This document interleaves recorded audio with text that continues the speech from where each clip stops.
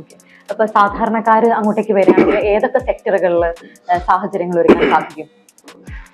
ആഫ്രിക്കയിൽ നിങ്ങൾക്ക് എന്തും ചെയ്യാം.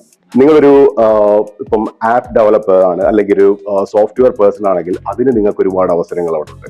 അതേപോലെ തന്നെ നിങ്ങളൊരു ട്രേഡിങ് മാത്രം, ജനറൽ ട്രേഡിങ്, സാധാരണ ആൾക്കാർക്ക് ആവശ്യമുള്ള സാധനങ്ങൾ മാത്രം ട്രേഡ് ചെയ്യുന്ന ഒരാളാണെങ്കിലും അതിനും നിങ്ങൾക്ക് അവസരങ്ങളുണ്ട്. ടെക്സ്റ്റൈല്, ഇനി ഒരു ഫിഷറീസുമായിട്ട് ബന്ധപ്പെട്ട, കാരണം ആഫ്രിക്കയിൽ കടൽ തീരമുള്ള ഒരുപാട് രാജ്യങ്ങളുണ്ട്, പക്ഷെ അവർക്ക് പലർക്കും പ്രോസസ്സിംഗ് യൂണിറ്റുകളില്ല. യൂറോപ്പും ആഫ്രിക്കയും തമ്മിലുള്ള ദൂരം 14 നോട്ടിക്കൽ മൈൽ മാത്രമാണ്. നമ്മളെക്കാൾ വളരെ അടുത്ത് കിടക്കുന്നു.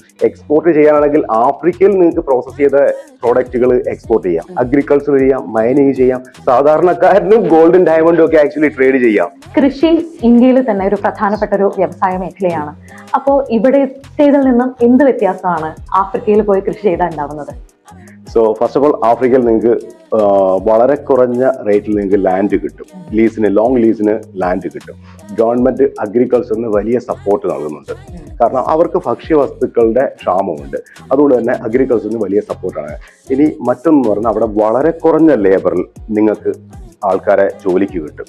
ഇപ്പൊ നമ്മൾ ഒരു 2000 ഏക്കർ നിലവിൽ നമ്മളിപ്പം എഗ്രിമെന്റിൽ എടുത്തിട്ടുണ്ട്, കൃഷി ചെയ്യാൻ വേണ്ടിയാണ്. അത് കാഷ്യൂ കൃഷി ചെയ്യാനാണ് ഉദ്ദേശിക്കുന്നത്.